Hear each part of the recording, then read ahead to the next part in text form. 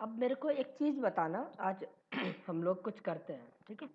पहले मैंने क्या किया, एक मेथड लिया, पब्लिक वॉइड एम्बर। आवाज़ आ रही है मेरी क्लियर? हेलो। Yes sir. ठीक, गुड, ठीक है। यहाँ पे मैंने क्या किया,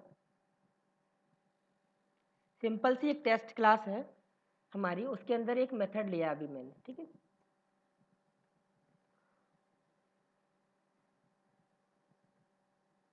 अब यहाँ पे मैं क्या कर रहा हूँ, मेन मेथड के अंदर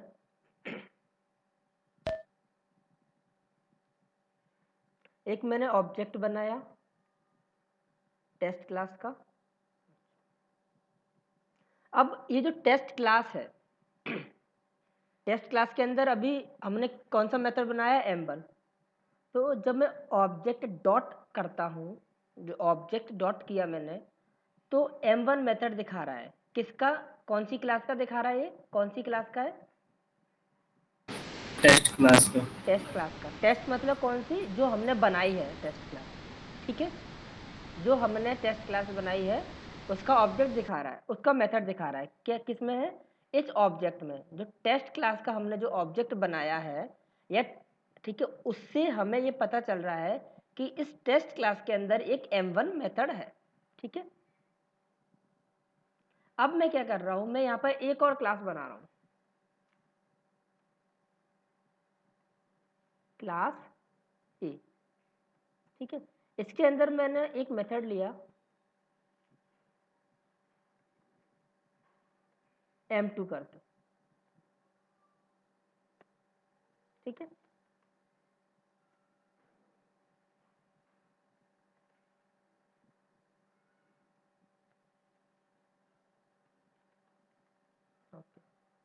अभी भी मैंने ये टेस्ट क्लास का ही ऑब्जेक्ट बनाया है, और मैं क्या कर रहा हूँ, अभी फिर से मैं करता हूँ, डॉट ऑपरेटर लगा के देखता हूँ। तो इस टेस्ट क्लास में अभी सिर्फ m1 मेथड दिखा रहा है जो टेस्ट क्लास का है, और कोई सा मेथड नहीं दिखा रहा। टेस्ट क्लास का सिर्फ m1 मेथड है, ठीक है।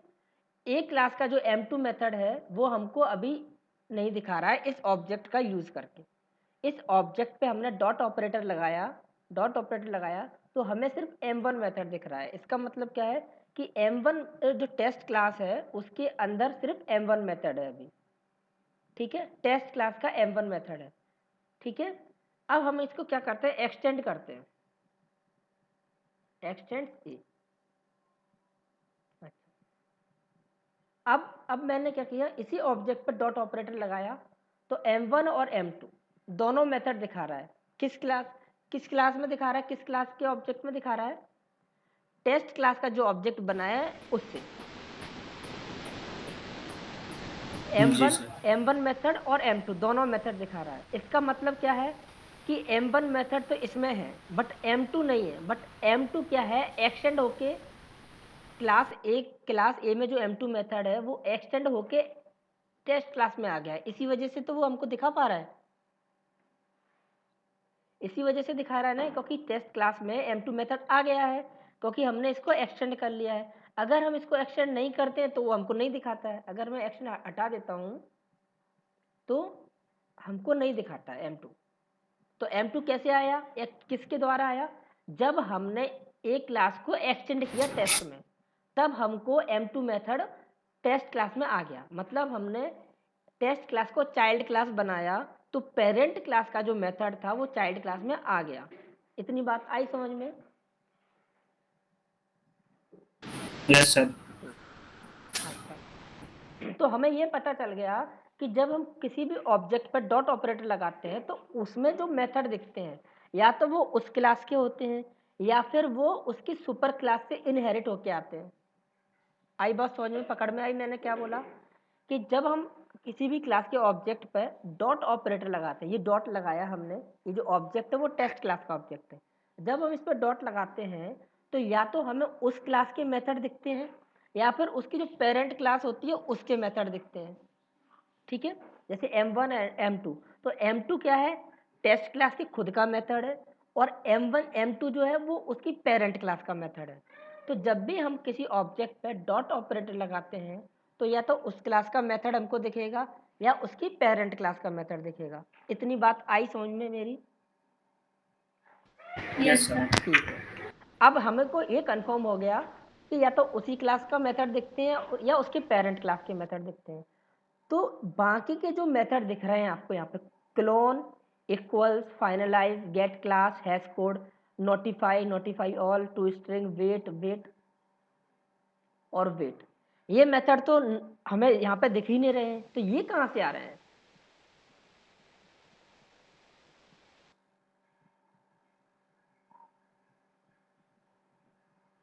ये मेथड कहाँ से आ रहे हैं?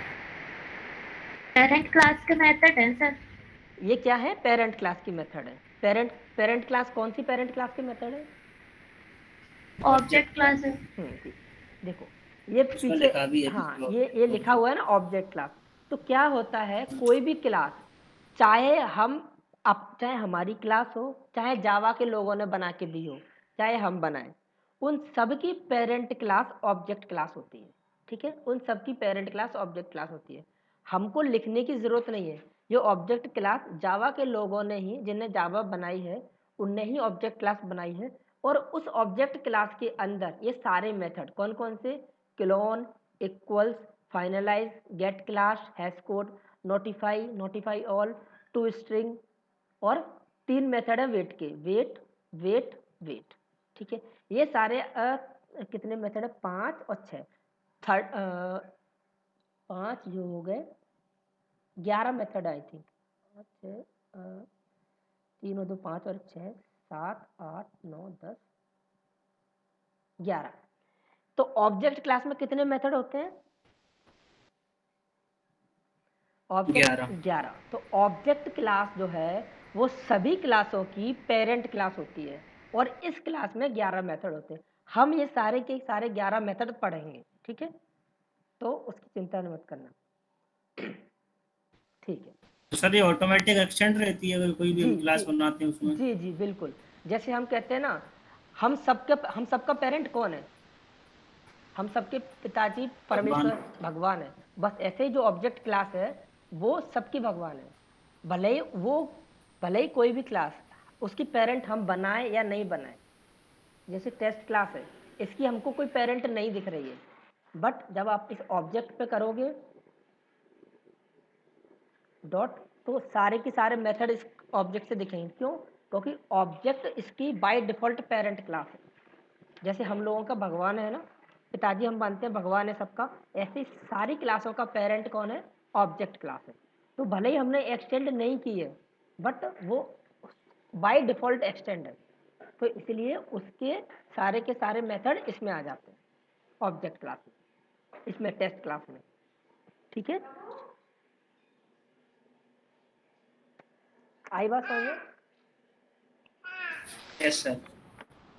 ओके। तो आज हम यही पढ़ेंगे कि ऑब्जेक्ट क्लास क्या होती है और ऑब्जेक्ट क्लास के जो 11 मेथड है उनको हम पढ़ेंगे एक एक करके, इनका क्या यूज़ है और इनसे कैसे क्वेश्चन बनते हैं।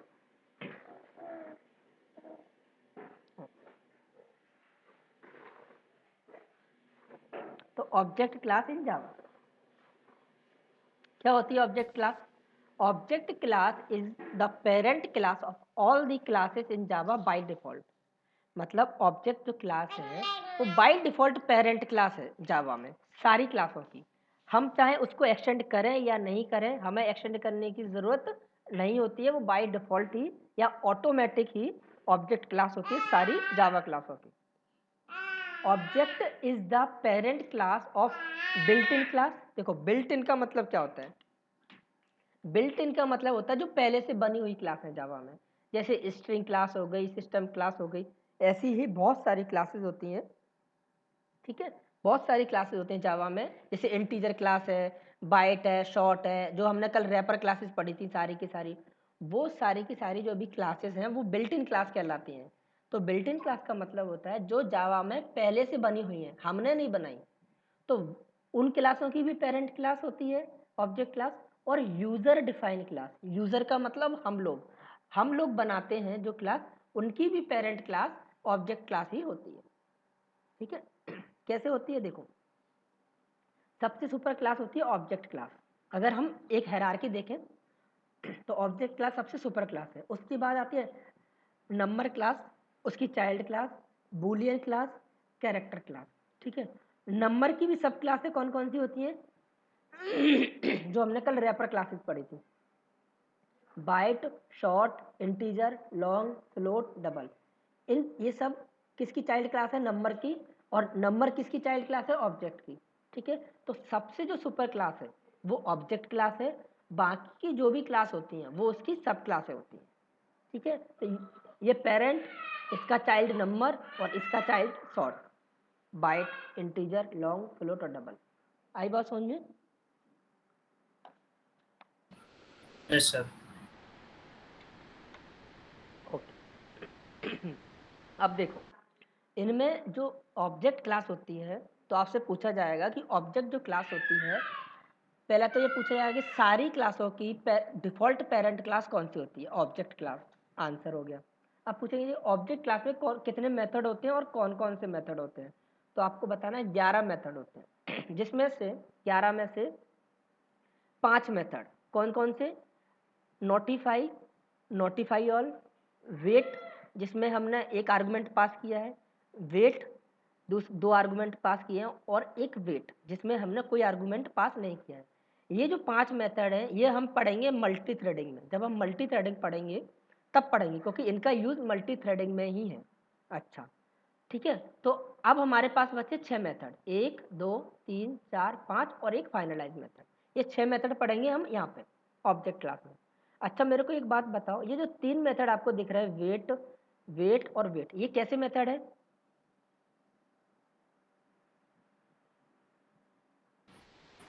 ये पैरामीटर जो डिफॉल्ट मेथड है। ओके, और कोई सजेशन? दीपा? क्या पूछ रहे हो? मतलब ये जो 3 मेथड, कैसे मैं? हाँ, ये जो 3 मेथड है, वेट, इस वेट वेट वेट, ये कैसे मेथड है तीनों?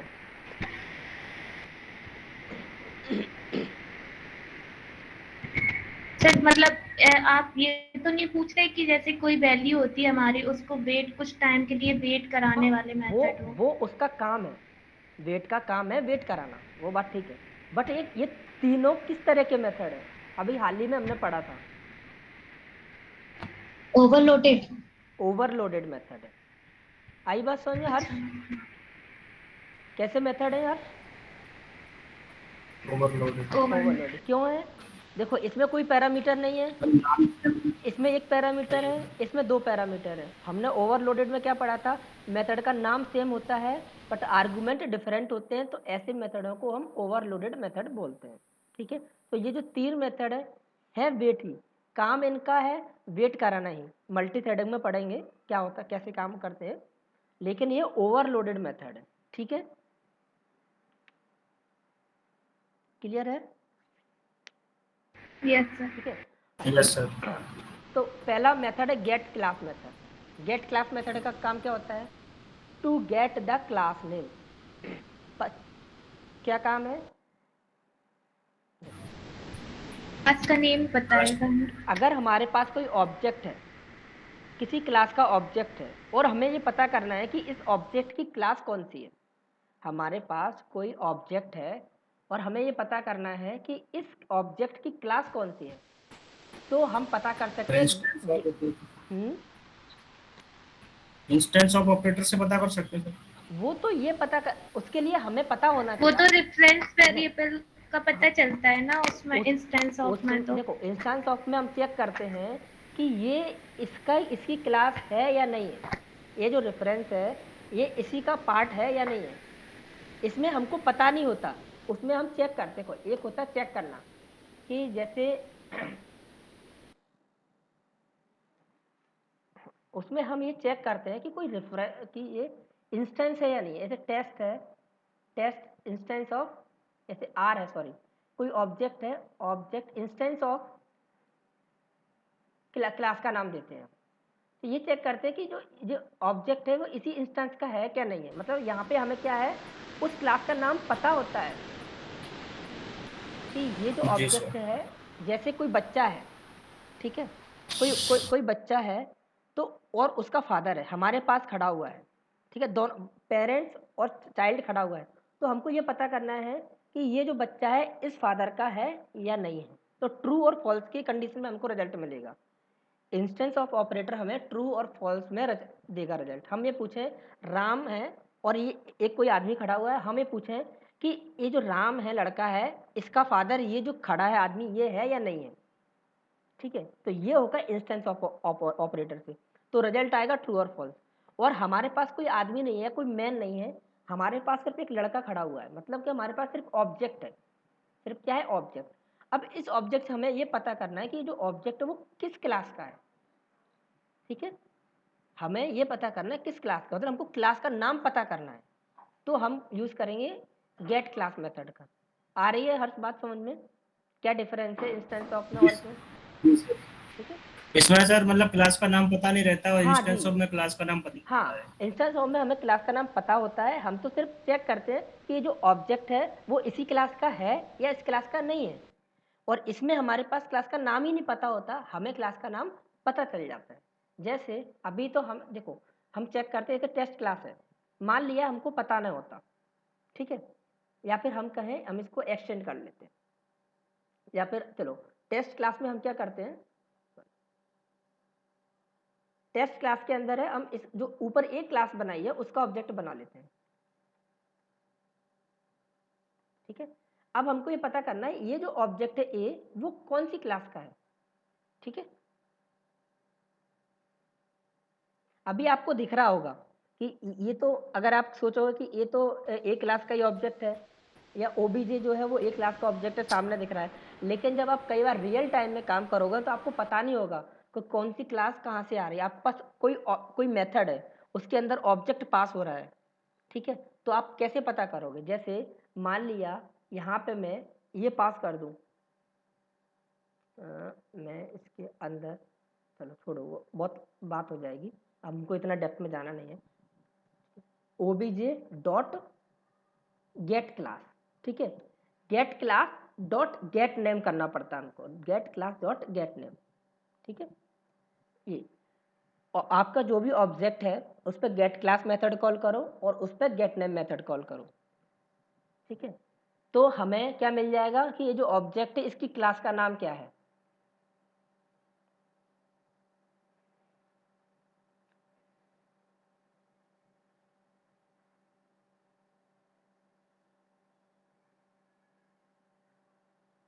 ठीक है, दो बार प्रिंट क्यों हो रहा है अभी?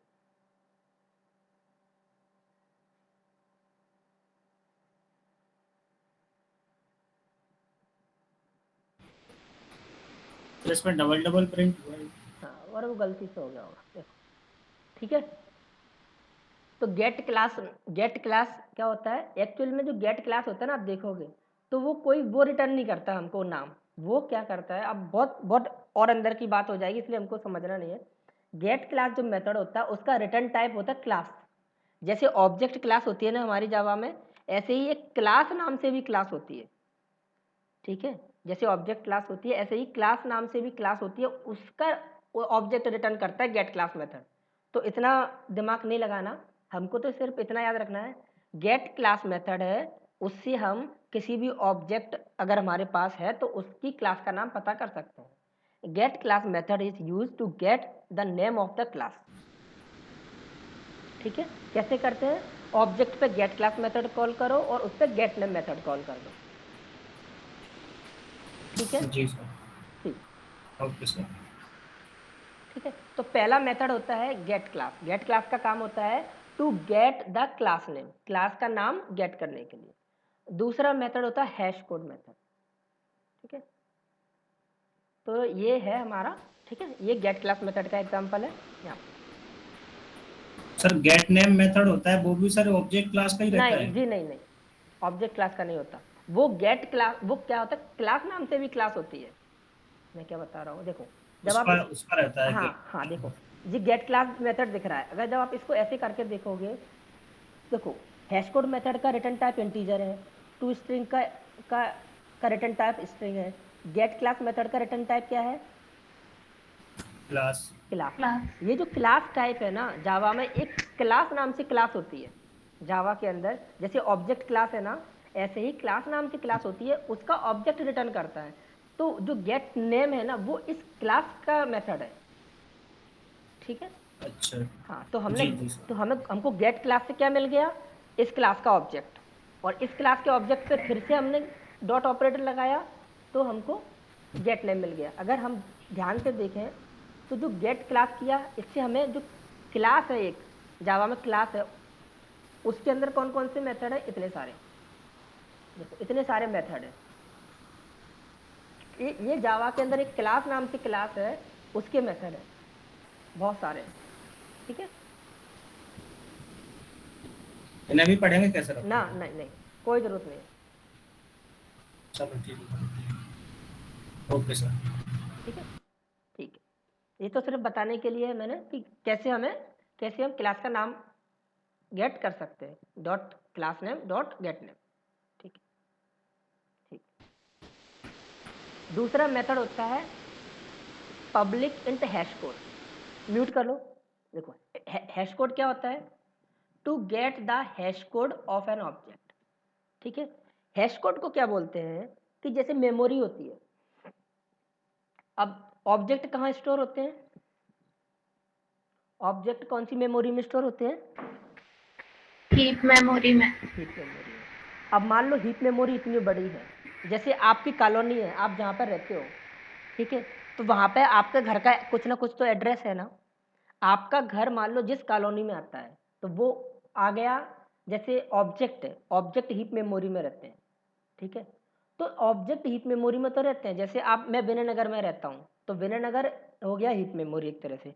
बट जहाँ पे मेरा घर है उसका भी तो एक एड्रेस होगा, जहाँ पे मेरा घर है, प्लॉट है, वहाँ पे एक एड्रेस होगा मेरा।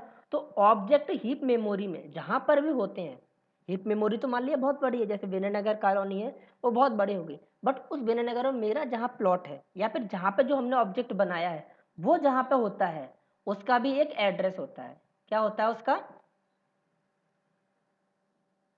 क्या होता है, एड्रेस। एड्रेस होता है। एड्रेस। तो वो एड्रेस हमको कैसे कैसे गेट कर सकते हैं, उस ऑब्जेक्ट का एड्रेस, हैश कोड की hash hash code. Hash code से। मैं। ठीक है। To get the hash code of an object. ठीक है। तो हम ये मानते हैं एक्चुअल में, प्योरली अगर हम कहें डेप्थ में, तो हैश कोड हम ये मतलब एक मोटे मोटे तौर पे कह के चलते हैं कि जो हैश कोड होता है वो ऑब्जेक्ट का एड्रेस होता है। बट ये अगर बहुत डिटेल में जाएं तो पूरी तरह से वो ऑब्जेक्ट का एड्रेस नहीं होता है। ठीक है। तो बट हमको इतना डेप्थ में नहीं जाना है, कोई हमसे नहीं पूछने वाला। बस हमसे पूछेगा हैश कोड का यूज़ क्या होता है, तो हैश कोड का मतलब होता है ऑब्जेक्ट का हैश कोड गेट करने के लिए। तो मोटे तौर पे होता है कि वो एड्रेस, लगभग लगभग एड्रेस होता है ऑब्जेक्ट का। ठीक है। तो हम क्या कह सकते हैं कि वो ऑब्जेक्ट का एड्रेस है। बट प्योरली अगर हम कहें कि परफेक्टली वो एड्रेस ही है, तो वो हम नहीं कह सकते। ठीक है।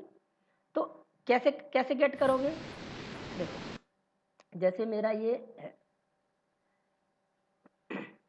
ऑब्जेक्ट डॉट हैश कोड, तो आपको कुछ न्यूमेरिकल वैल्यू दिखेगी जब आप इसको प्रिंट करोगे ना, तो कुछ नंबर दिखेंगे। ये उस मेमोरी में आपकी जो ऑब्जेक्ट बना है ए हीप मेमोरी में, उसका एड्रेस है कुछ, वो अपने अकॉर्डिंगली कैलकुलेट कर रहा है जेबीएम। कैसे कहाँ कैसे कैलकुलेट करना है, क्या एल्गोरिथम लगी है, उससे हमको कोई मतलब नहीं है। ठीक है।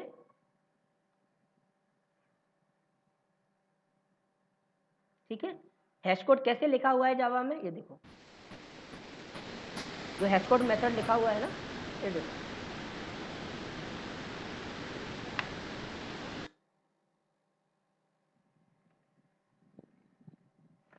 देखो आपको कोई भी क्लास खोलनी हो ना, ऐसे कोई भी जावा में पहले से क्लास बनी हुई है, तो कंट्रोल दबाओ और जो भी मेथड है, जैसे हैश कोड मेथड है, कंट्रोल दबाओ और इस मेथड पे मैं गया।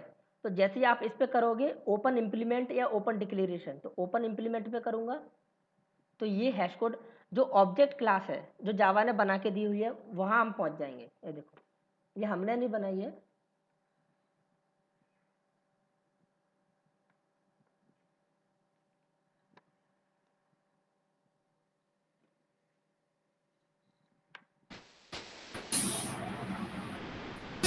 आवाज नहीं आ रही क्या? हाँ एक मिनट, ये देखो, ये हमारी ऑब्जेक्ट क्लास है, ठीक है, ये जावा के लोगों ने दी हुई है, ठीक है। इसके अंदर के मेथड हमको देखने हैं, तो कंट्रोल ओ किया हमने, कंट्रोल ओ किया तो सारे मेथड दिखा रहा है हमको, get class, hash code, equals, clone, to string, notify, notify all, wait wait wait और फाइनलाइज। ये इस ऑब्जेक्ट क्लास में मेथड है, ये हमने नहीं, ये जावा ने दी है, इसको हम देख सकते हैं। कोई भी मेथड है उस पर जाओ, उस पर जाओ,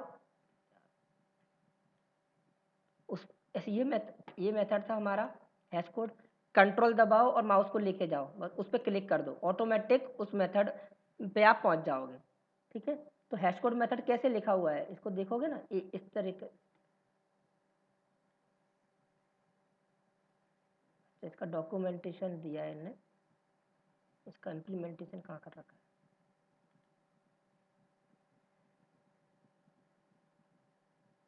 हाँ, अच्छा,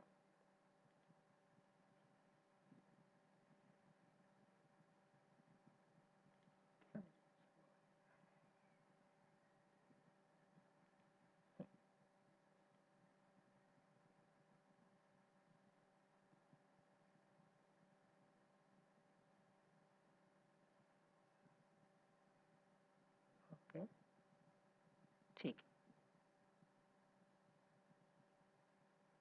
अच्छा, मेरे को एक बात बताना, अगर आपको कुछ ध्यान होगा तो, जैसे ये ऑब्जेक्ट क्लास का ही इक्वल्स मेथड है, इसकी बॉडी दी हुई है, ठीक है, ये कैसे कैसे लिखा हुआ है ऑब्जेक्ट क्लास में, ये इस तरीके से लिखा हुआ है इक्वल्स मेथड, ठीक है। एक बात और, हाँ, टू स्ट्रिंग मेथड भी होता है, टू स्ट्रिंग मेथड भी होता है ऑब्जेक्ट क्लास में, इसकी भी बॉडी दी हुई है, ये मतलब इसका कोड इस तरीके से लिखा हुआ है। काम क्या करता है वो आगे पढ़ेंगे, यहाँ पे मैं एक स्मॉल क्वेश्चन पूछने वाला हूँ, इसलिए पूछ रहा हूँ। यहाँ पे टू स्ट्रिंग मेथड है, ठीक है, इसकी भी बॉडी लिखी हुई है।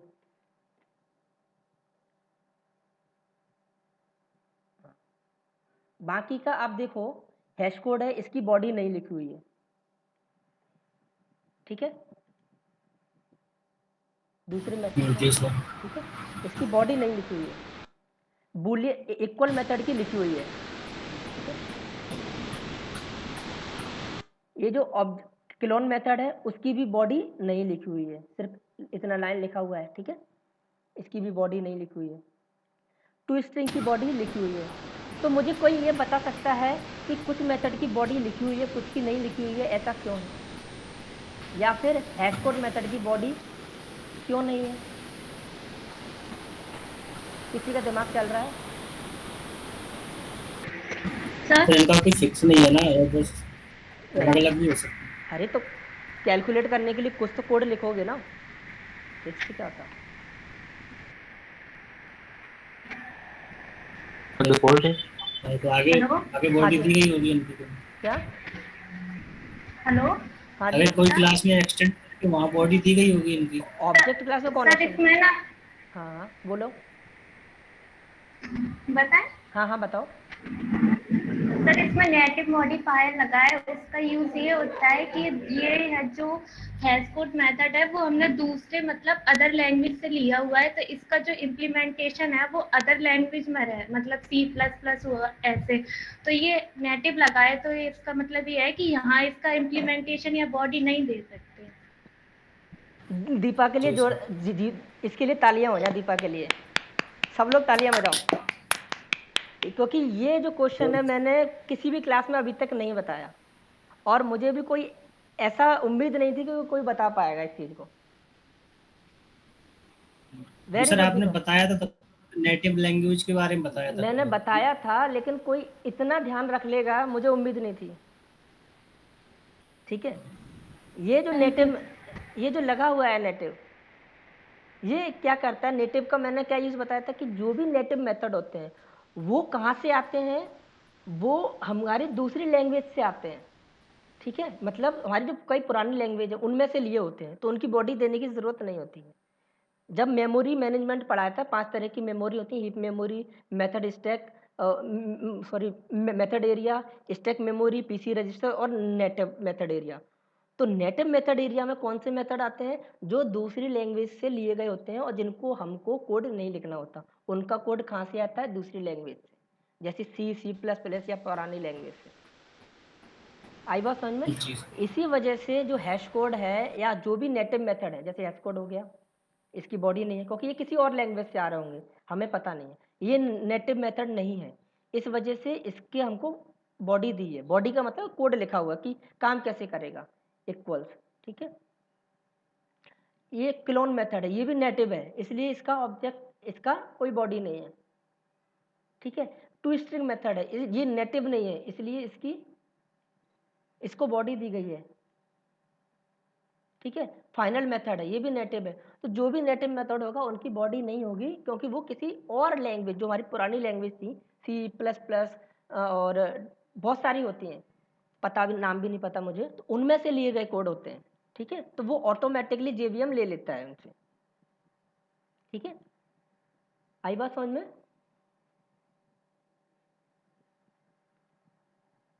Yes sir. Okay, excellent Deepa, excellent, very good, ठीक है। तो हैश कोड का मतलब हमें समझ में आया। हैश कोड का होता है to get the hash code of the object, ठीक है। तीसरा मेथड क्या है? Equal method. क्या है? Equal method.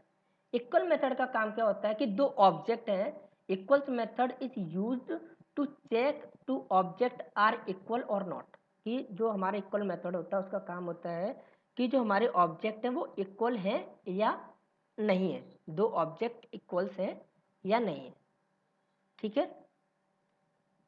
कैसे चेक करोगे इक्वल है मेथड या नहीं है? तो उसके लिए क्या करेंगे, दो ऑब्जेक्ट बना लेते हैं, ठीक है। टेस्ट क्लास के दो ऑब्जेक्ट बना लेते हैं, या इसी के बना लेते हैं, obj1 और इसी का बना लेते हैं obj2,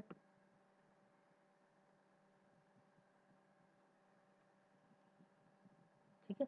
अब हम इनको चेक करना है ये इक्वल है या नहीं है। तो दोनों ऑब्जेक्ट इक्वल है या नहीं है, बताओ।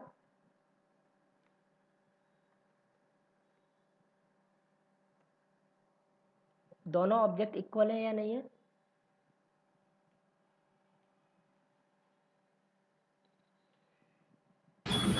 इक्वल है सर, अभी तो उनमें कुछ है नहीं ना अंदर।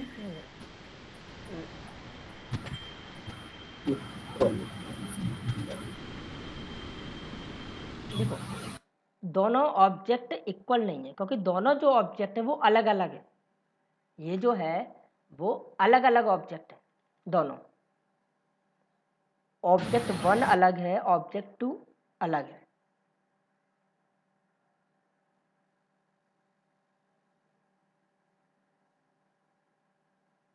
आ रही बात समझ में?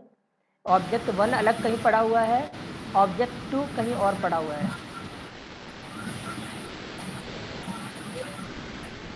जी सर।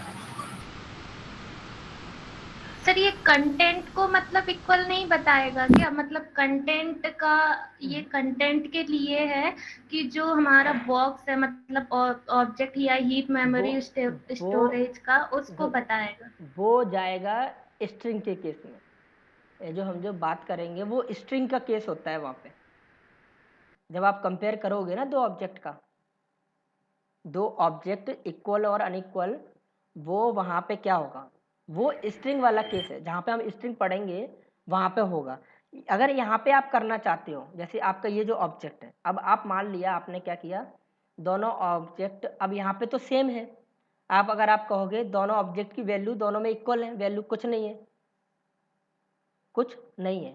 हाँ। बट आप जो कह रहे हो कि जो कंटेंट कंपैरिजन होता है, तो कंटेंट कंपेयर पहला केस तो है वो स्ट्रिंग वाला केस, आपने जो पढ़ा होगा उसमें आप स्ट्रिंग कंपेयर कर रहे होगे, दो स्ट्रिंग का ऑब्जेक्ट बनाए होंगे वो कंपेयर कर रहे होगे। जैसे अगर मैं, हाँ सर। ठीक है, वो जब हम पढ़ेंगे तो वो मैं बताऊंगा। दूसरी चीज़, अगर आप यहाँ पे कराना चाहते हो, यहाँ पे वही चीज़ कराना चाहते हो, इक्वल्स मेथड को कैसे कराना चाहते हो कि दो ऑब्जेक्ट के कंटेंट कंपैरिजन हो, तो उसके लिए आपको उस इक्वल मेथड को ओवरराइड करना पड़ेगा, तब जाके वो उस लायक बनेगा कि आपके ये जो ऑब्जेक्ट है, ये तो जो ऑब्जेक्ट है इनके कंटेंट को कंपैरिजन करें, तब वो आपको बताएगा कि कंटेंट इक्वल है या नहीं है।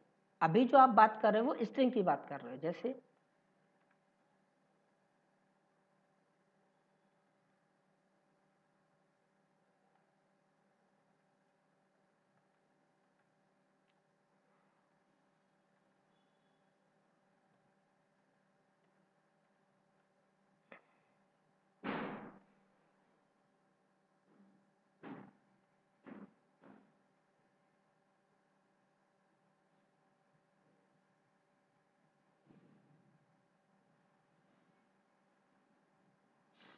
ठीक है, ये स्ट्रिंग का केस है। अब स्ट्रिंग में ये क्यों पॉसिबल हो पा रहा है? क्योंकि जो स्ट्रिंग क्लास होती है ना, स्ट्रिंग क्लास में इक्वल मेथड को ओवरराइड किया गया है। जैसे अगर आप इसका खोलोगे ना, स्ट्रिंग क्लास में गए और स्ट्रिंग क्लास के अंदर हम इक्वल मेथड पर जाएं, इक्वल्स मेथड पे, तो आप देखो इक्वल्स मेथड को ओवरराइड किया गया है। यहाँ पे ऑब्जेक्ट क्लास का जो मेथड है, उस ऑब्जेक्ट क्लास के मेथड को स्ट्रिंग क्लास के में ओवरराइड किया गया है। देखो किस तरीके से ओवरराइड किया है। देखो ये इक्वल्स मेथड की बॉडी है। देखो ये स्ट्रिंग क्लास में इक्वल्स मेथड की बॉडी है। ठीक है, ये इस तरीके से। और ऑब्जेक्ट क्लास में देखो ये इतनी सी बॉडी है बस। तो क्या है, जो स्ट्रिंग है वो पेरेंट क्लास, जो स्ट्रिंग क्लास है वो ऑब्जेक्ट क्लास के इक्वल मेथड से सेटिस्फाइड नहीं है, इसलिए उसने इक्वल मेथड को अपनी क्लास में ओवरराइड कर लिया अपने अकॉर्डिंगली। तो इसी को हम ओवरराइडिंग बोलते हैं। कैसे ओवरराइड करते हैं मेथड को और क्यों करते हैं, हमने सीखा हुआ है। ओवरराइड तब करते हैं जब चाइल्ड क्लास पेरेंट क्लास के मेथड से सेटिस्फाइड नहीं होती, उसको अपना कोड लिखना होता है।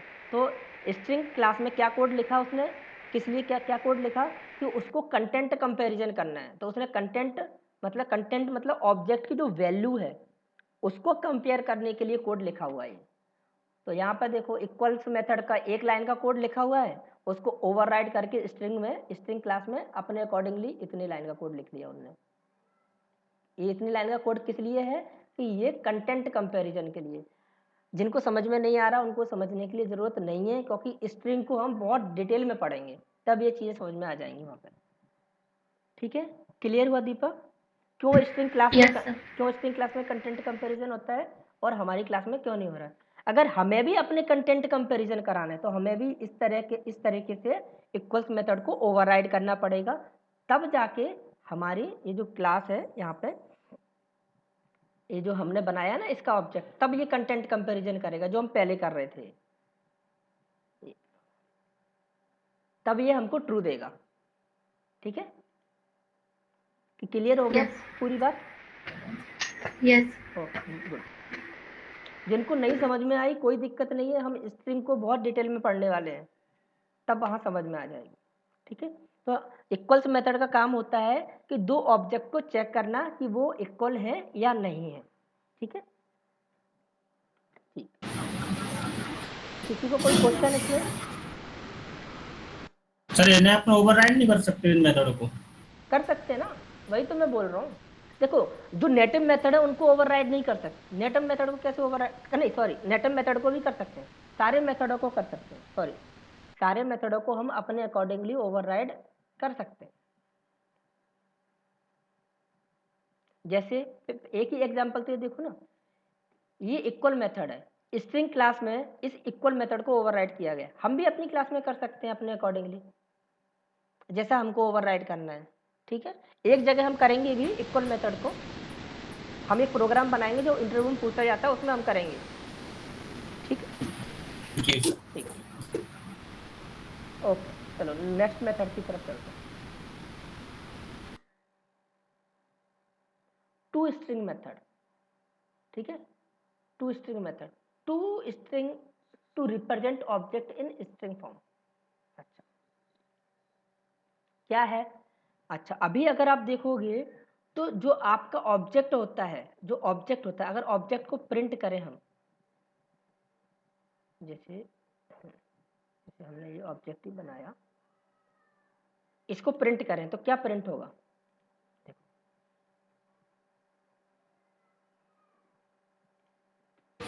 ऑब्जेक्ट की नल वैल्यू बताइए, वो वैल्यू प्रिंट होगी।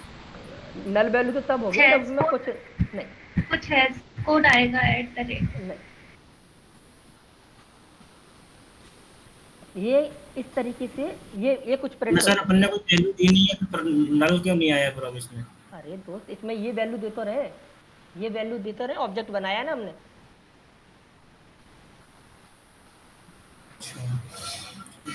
अगर हम सिर्फ इतना देते इसको, एक यहाँ पर रेफरेंस बना लेते,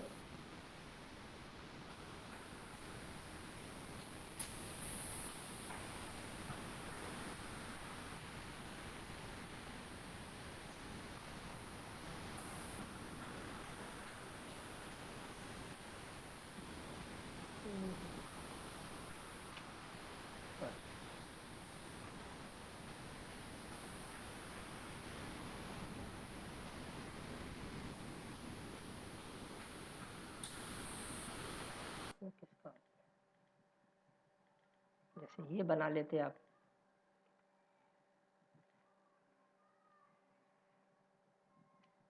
टेस्ट क्लास का बना लेते, अब इसमें ये देते। हाँ, तो ये जो आपने बनाया इसमें कोई आपने रेफरेंस तो बना लिया बट उसका ऑब्जेक्ट कोई वैल्यू असाइन नहीं की, तो यहाँ पे इसकी वैल्यू नल है। यहाँ पे तो आपने जो ऑब्जेक्ट बना है इसमें ये वैल्यू दे दी ना, ऑब्जेक्ट बना के असाइन कर दिया, तो ऑब्जेक्ट 1 के अंदर तो ऑब्जेक्ट बन गया, ऑब्जेक्ट 2 में नल है, ऑब्जेक्ट 2 में नल है, इसमें तो ऑब्जेक्ट बन गया। ठीक है,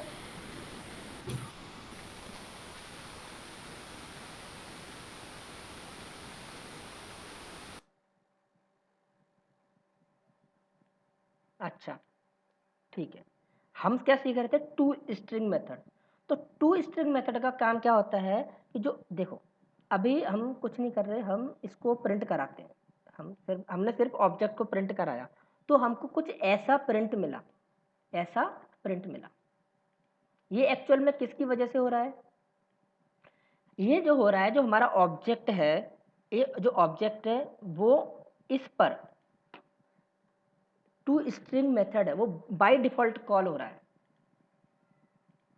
ठीक है, मतलब ऑब्जेक्ट को, जो ऑब्जेक्ट है इसको स्ट्रिंग के फॉर्म में प्रिंट कराने के लिए टू स्ट्रिंग मेथड का यूज किया जाता है।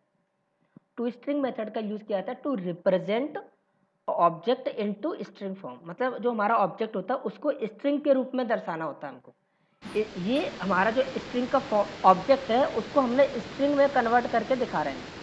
अभी ध्यान से सुनना, इसमें कुछ और एक इंटरेस्टिंग चीज है। इस ऑब्जेक्ट, जो हमारा ऑब्जेक्ट आ रहा है, जो हमको ऑब्जेक्ट को प्रिंट कर रहे हैं, उसको स्ट्रिंग के फॉर्म में कन्वर्ट कर रहे हैं हम। ये है जो हमारा test1 ऑब्जेक्ट है, उसको स्ट्रिंग के फॉर्म में कन्वर्ट कर रहे हैं हम। अगर हम चाहे टू स्ट्रिंग मेथड लगाएं इस पर या नहीं लगाएं, बाय डिफॉल्ट ऑटोमेटिकली जब हम इसको प्रिंट कराएंगे तो to string method automatically call हो जाएगा। अच्छा, अब ये ऐसा ऐसा ही प्रिंट क्यों कर रहा है, ये ऐसा इसलिए प्रिंट कर रहा है क्योंकि जो टू स्ट्रिंग मेथड है उसका कोड कैसा लिखा हुआ है, उसमें कोड कैसे लिखा हुआ है टू स्ट्रिंग मेथड का, इस तरीके से कि जो भी आपका ऑब्जेक्ट हो, जब आप उसको प्रिंट करो तो टू स्ट्रिंग मेथड कॉल कर रहे हैं, तो टू स्ट्रिंग मेथड का कोड कैसे लिखा हुआ है, ऐसे क्या रिटर्न करेगा, get class dot get name. इससे क्या मिल जाएगा आपको, बताओ मेरे को, गेट क्लास क्लास, का नेम। क्लास का नेम। तो जब आप ऑब्जेक्ट प्रिंट करा रहे हो, ये क्या है सबसे आगे पहले, क्लास का नेम ये क्लास टेस्ट। का नेम, उसके बाद एट द रेट, उसके बाद क्या एट द रेट, तो ये एट द रेट, ये एट द रेट लगा। उसके बाद क्या, इंटीजर हमारी रैपर क्लास है, इंटीजर हमारी yes wrapper dot to hash string. Integer का एक टू हैश स्ट्रिंग मेथड होता है, वो उसके अंदर क्या पास करना है आपको, हैश कोड। मतलब ऑब्जेक्ट का जो हैश कोड आएगा वो इसमें पास करना है, किस मेथड में, टू हैश स्ट्रिंग मेथड में, जो किसका है, इंटीजर क्लास का। तो इंटीजर क्लास का टू हैश स्ट्रिंग मेथड है, उसमें parameter, as a parameter hash code pass करोगे, और जो रिजल्ट आएगा इसका वो ये है पीछे 52E922। तो आई बात समझ में, ये इस तरीके से प्रिंट क्यों हो रहा है जब हम ऑब्जेक्ट को प्रिंट कर रहे हैं, क्योंकि उसके अंदर से क्या हो रहा है, टू स्ट्रिंग मेथड कॉल हो रहा है। और टू स्ट्रिंग मेथड का कोड कैसे लिखा हुआ है, ऐसे कि पहले क्लास का नाम लिखो, तो क्लास का नाम ये आ गया, फिर एट द रेट लगाओ तो एट द रेट लग गया, फिर जो इंटीजर क्लास है उसका एक टू हैज स्ट्रिंग मेथड है, वो क्या करेगा, हेक्सा स्ट्रिंग में कन्वर्ट करेगा किसको, हैश कोड को। तो हैश कोड पास होगा इसमें, वो हेक्सा स्ट्रिंग में कन्वर्ट हो जाएगा जो कि ये है। तो इस तरीके से ये प्रिंट होगा। तो हमें तो सिर्फ इतना सीखना है कि टू स्ट्रिंग मेथड जो होता है उसका काम होता है ऑब्जेक्ट को स्ट्रिंग के फॉर्म में प्रेजेंट करने के लिए या प्रिंट कराने के लिए। आई बात समझ में? जी सर। ओके, देखिए अब इसका एक यूज़ क्या है, एक यूज़ और देखते हैं हम इसका। जैसे टेक्स्ट क्लास है, अब इसके अंदर मान लिया एक हम दो वेरिएबल लेते हैं, ठीक है। इसका यूज़ देखो, आपको कई बार यूज़ करना पड़ेगा जब आप काम करोगे स्ट्रिंग में।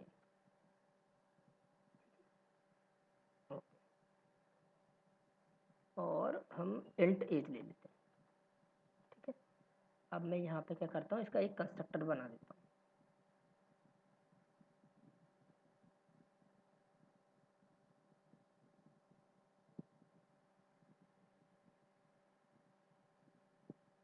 ठीक है, ये कंस्ट्रक्टर बन गया।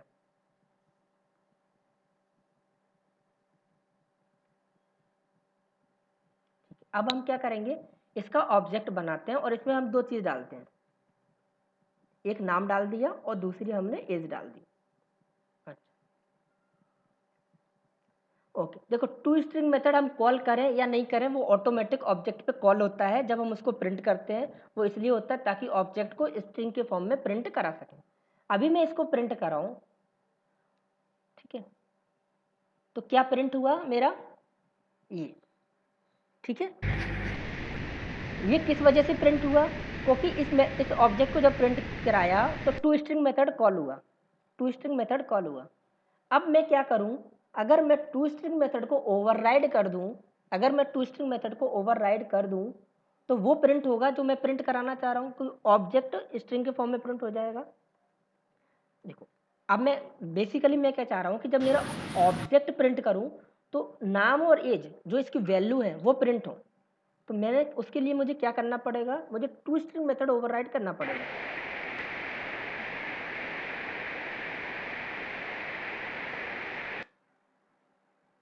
Public string to string method,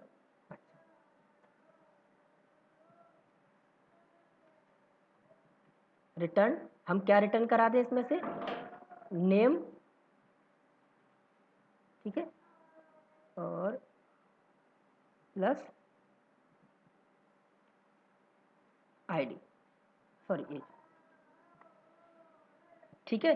हमने क्या किया यहाँ पे, टू स्ट्रिंग मेथड को ओवरराइड कर दिया। मतलब जो ऑब्जेक्ट क्लास का टू स्ट्रिंग मेथड था वो जब हम इसको प्रिंट करा रहे थे तब ऑटोमेटिकली कॉल हो रहा था इस ऑब्जेक्ट पे। अब कौन सा मेथड कॉल होगा, हमारा वाला होगा या ऑब्जेक्ट क्लास वाला होगा, हमारा वाला, क्योंकि हमने इसको ओवरराइड कर दिया। अब जब हमारा वाला होगा तो अब क्या प्रिंट होगा, जब हम ऑब्जेक्ट की वैल्यू प्रिंट कराएंगे तो, ऑब्जेक्ट को प्रिंट कराएंगे तो क्लास का नाम श्याम और 20 नहीं सर, उसमें @ वो देखो, लगे हुए हैं। अरे वो नहीं लगे, ये तो हमने अपने अकॉर्डिंगली, अगर मैं सिर्फ इतना कर दूं नाम, मैंने ओवरराइड कर दिया इसको, अपने अकॉर्डिंगली चेंज कर लिया टू स्ट्रिंग मेथड को। अब मैं इतना करूंगा तो नाम अकेला प्रिंट होगा, ठीक है।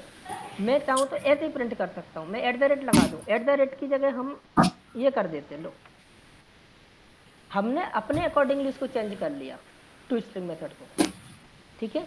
तो यहाँ पे फ़ायदा क्या हुआ, हमें क्या मिल गया कि हम ऐसे प्रिंट करा सकते हैं जो ऑब्जेक्ट की वैल्यूज़ हैं, जब हम ऑब्जेक्ट को प्रिंट कराएं तो ऑब्जेक्ट की जो वैल्यू है वो प्रिंट हो जाए, ठीक है।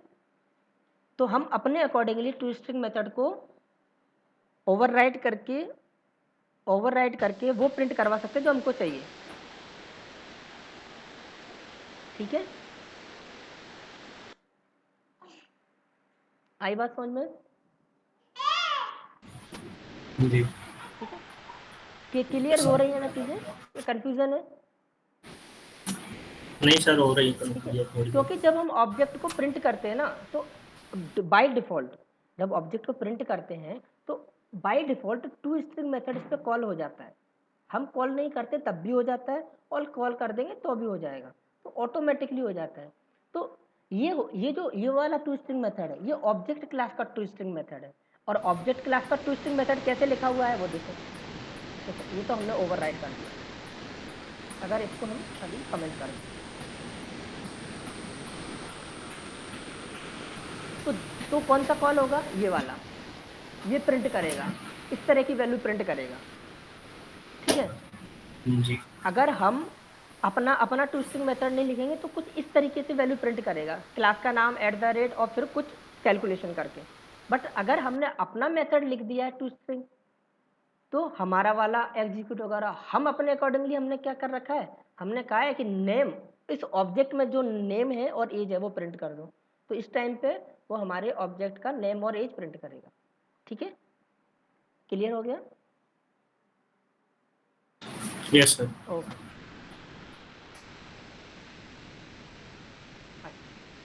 क्लोन मेथड हम कल पढ़ेंगे, और कल क्लोन से क्या होता है, क्लोनिंग होती है, क्लोन का काम होता है क्लोनिंग। क्या क्लोनिंग होती है, क्लोन मेथड, वो हम कल पढ़ेंगे, तो सारी क्लोनिंग खत्म करेंगे। तो क्लोन अभी नहीं कर रहे। हाँ, लास्ट फाइनल एंड, अच्छा, नोटिफाई ऑल, वेट, ये 5 मेथड है। अच्छा, नोटिफाई कहाँ गया, हट गया क्या? ओके, हट गया, कोई नहीं। नोटिफाई ऑल, नोटिफाई, वेट, ये 5 जो मेथड हैं वो हमारे मल्टी थ्रेडिंग के मेथड है, तो हम मल्टी थ्रेडिंग में पढ़ेंगे। ठीक है, अच्छा, ऊपर एक और मेथड बचता है, फाइनलाइज मेथड। तो फाइनलाइज मेथड का मैं बताता हूँ काम क्या होता है।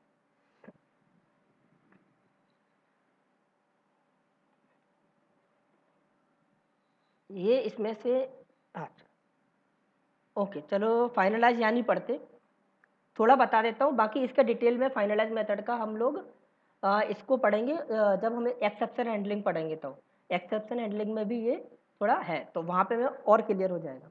अच्छा, होता क्या है फाइनलाइज मेथड, काम क्या करता है और कब यूज होता है वो समझो। ठीक है, तो 1 हो गया, 2 हो गया, 3 हो गया, 4 हो गया, ये हम बाद में पढ़ेंगे, लास्ट बचा फाइनलाइज। अच्छा, तो उसके लिए मैं आपको बताता हूँ। देखो, मेरे को एक बात बता, ये आपका कमरा है, इसमें सामान भरा हुआ है, आपका पलंग, अलमारी, सोफा सेट, ठीक है, बहुत सारी चीज़ें हैं, और आप नई नई चीज़ें लाते जा रहे हो। ठीक है, नई नई चीज़ें, अब ये पूरा भर गया, अब आपको कुछ एक और नई चीज़ लेनी है, तो आप क्या करोगे? जो अनयूजुअल चीज होगी उसमें से उसे बाहर निकाल देंगे। और यहाँ पे एक हीप मेमोरी है, ये आपका रूम है, इसमें बहुत सारे ऑब्जेक्ट हैं, नए नए ऑब्जेक्ट बनते जा रहे हैं, नए नए ऑब्जेक्ट बनते जा रहे हैं। अब हीप मेमोरी में जगह नहीं बची, हीप मेमोरी में जगह नहीं बची। अब यहाँ पे आप कह रहे हो कि पुराना जो सामान है उसको आप निकाल दोगे, मान लिया इसको आपने निकाल दिया क्योंकि आपको नया सामान लाना है, यहाँ पे क्या करोगे, नया ऑब्जेक्ट आना है तो यहाँ से ले जाके रखेंगे उधर। किधर रखेंगे? गार्बेज कलेक्टर के। क्या क्या करते हो, सामान को निकाल के बाहर फेंक देते हो ना, जो काम का नहीं है। यहाँ पे इस आपके रूम में जो सामान है काम का नहीं है, बाहर निकाल के फेंक देते हो। ऐसे ही यहाँ पे कुछ ऑब्जेक्ट ऐसे होंगे जो फुल मेमोरी हो रही है, जो काम के नहीं होंगे, फालतू पड़े होंगे, तो जो यहाँ पे करते हो वही यहाँ पे करोगे। जो अनयूज्ड ऑब्जेक्ट होंगे, जो यूज नहीं हो रहे होंगे, उनको बाहर निकाल के फेंकोगे, वही तो करोगे। जी सर। ठीक है, तो यहाँ पे काम काम करेगा, यहाँ तो आपको करना पड़ेगा। यहाँ पे क्या होता है, एक गार्बेज कलेक्टर होता है, GC बोलते हैं। गार्बेज का मतलब वही कूड़ादान, कलेक्टर मतलब कलेक्ट करने, गार्बेज मतलब कचरा, कचरे को कलेक्ट करने वाला, तो गार्बेज कलेक्टर जो गार्बेज को कलेक्ट करता है। गार्बेज मतलब अनयूज्ड ऑब्जेक्ट, हीप में बहुत सारे ऐसे ऑब्जेक्ट पड़े हो जिनका यूज नहीं हो रहा है, तो नए ऑब्जेक्ट बनना है, उनके लिए स्पेस नहीं है, तो गार्बेज कलेक्टर का काम होता है इन अनयूज्ड ऑब्जेक्ट को निकाल के फेंक देना। अच्छा, आप नया सामान ला रहे हो, आपको पुराना सामान फेंकना होता है, तो आप घर में किसी से पूछते हो कि कौन सा सामान फेंकना है या अपनी मर्जी से उठा के फेंक देते हो? पूछते हैं सर। बिना पूछे तो नहीं करोगे, फटाफट आपने फेंक दिया और जो किसी और के लिए बहुत इंपॉर्टेंट था, पूछते हो। तो यहाँ पे भी क्या होता है, यहाँ पे भी क्या होता है कि जब गार्बेज कलेक्टर आप म्यूट कर लो। गार्बेज कलेक्टर किसी भी ऑब्जेक्ट को जब हटाता है ना, तो उसके पहले उस ऑब्जेक्ट पर फाइनलाइज मेथड कॉल करता है। क्या करता है? ऐसे इस ऑब्जेक्ट को हटाना है तो इस ऑब्जेक्ट पर फाइनलाइज मेथड कॉल करेगा, ताकि अगर उसको लगता है उस ऑब्जेक्ट को हटाना है, नहीं हटाना या इस ऑब्जेक्ट से कुछ करना है, मतलब उसका यूज करके फिर फेंकना है, जो भी प्रोसेस करनी है वो हम कर सकें, इसलिए फाइनलाइज मेथड कॉल होता है। तो फाइनलाइज मेथड कब कॉल होता है? जब गार्बेज कलेक्टर किसी भी ऑब्जेक्ट को डिस्ट्रॉय कर रहा होता है या हटा रहा होता है, तो डिस्ट्रॉय करने से पहले उस ऑब्जेक्ट पर फाइनलाइज मेथड कॉल करता है। कौन? Garbage collector. बिल्कुल सेम टू सेम, जैसे हम कोई सामान फेंकना होता है तो हम घर में पूछते हैं इसको फेंकना है या नहीं फेंकना, ऐसे ही गार्बेज कलेक्टर जब किसी ऑब्जेक्ट को फेंकता है तो उस पर फाइनलाइज मेथड कॉल करता है। फाइनलाइज मतलब सिंपल, वो पूछ रहा है कि इसको फेंकना है या नहीं फेंकना है। आई बात समझ में? जी सर। ठीक है, तो यहाँ पे आपको दो चीज सीखने को मिली। अगर आपसे पूछता है कि गार्बेज कलेक्टर क्या करता है, तो आप बता सकते हो कि जो हीप मेमोरी होती है उसमें ऑब्जेक्ट बन जाते हैं, जो अनयूज्ड ऑब्जेक्ट होते हैं उनको हटाने के लिए गार्बेज कलेक्टर का यूज होता है। अगर पूछता है फाइनलाइज मेथड कब कॉल होता है, तो ऑब्जेक्ट के डिस्ट्रॉय करने से पहले या ऑब्जेक्ट को हटाने से पहले, ऑब्जेक्ट को हीप मेमोरी में से हटाने से पहले गार्बेज कलेक्टर उस ऑब्जेक्ट पर फाइनलाइज मेथड कॉल करता है। आई बात समझ में? Yes sir. Okay, thank you.